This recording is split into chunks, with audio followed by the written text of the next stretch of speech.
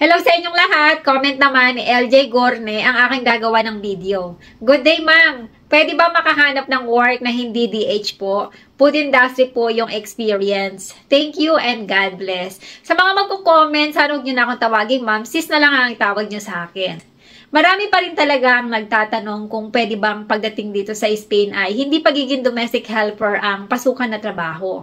Tulad ng comment ni LJ na ang work experience niya ay sa food industry. Nakakalungkot man sabihin pero lahat ng pupunta dito sa Spain na nag-apply ng working visa o tourist visa sa ibang part ng Schengen countries at lumipat lang dito sa Spain. Once kasi na ma-expire na ang visa na meron kayo sa ibang Schengen countries ay undocumented na kayo. Or kahit pa dito sa mismong Spain kayo nag-apply ng tourist.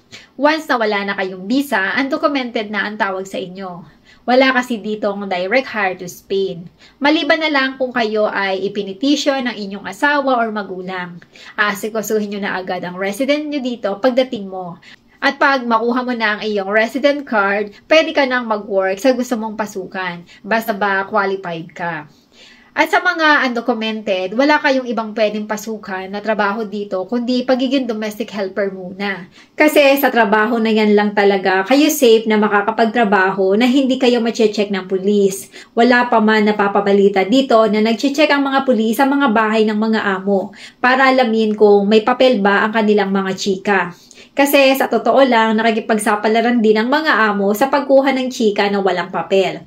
Kasi once na may checking na mangyari at mahuli sila, may penalty sila. Yun ang dahilan kaya hindi kayo makakapag-work sa ibang trabaho dito dahil hindi sila kumukuha ng mga workers na hindi pa legal o residente ng Spain. Takot sila na mahuli ng pulis dahil malaking penalty nila at baka mapasara pa sila tulad ng mga restaurant. Kaya sobrang bihira talaga sa mga restaurant ang kumukuha ng mga walang papel. May ilan na nakakapag-work sa resto as a cook, pero napakabihira.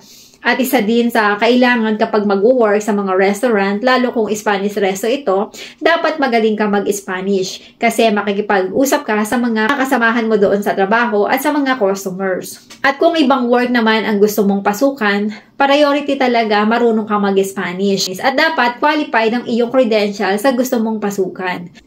Mostly dito may need lang i-take kang mga units para ma-accredit ito. May mga short courses din dito na pwede mong pasukan para makapasok ka sa trabaho na gusto mo. Mabilis lang naman ang 2 taon na pag-aantay.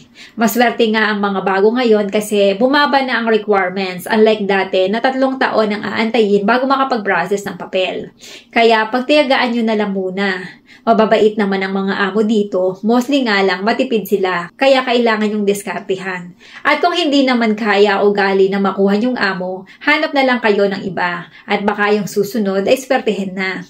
Ang may papayo ko sa mga bata pa na magpupunta dito sa Spain, mag-aral kayo ng mga courses dito para after na magkapapel kayo, makakapagtrabaho kayo sa gusto nyo. At sa iba naman na gustong mag-work sa ibang field, after magkapapel, need nyo talagang mag-aral para maiba ang work nyo. Pero una, Spanish language ang kailangan nyong aralin kasi sa mga school ay Spanish language ang ginagamit. Hindi mo maiintindihan ng klase kapag hindi ka marunong. Huwag mag-aalala, maraming mapapasukan dito na Spanish language. Merong may bayad at marami ding libre. Pili na lang kayo.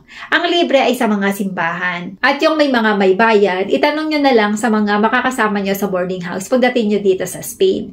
Sana'y makatulong ang video ito. Maraming salamat sa panonood at magkita-kita tayo muli sa mga susunod kong videos.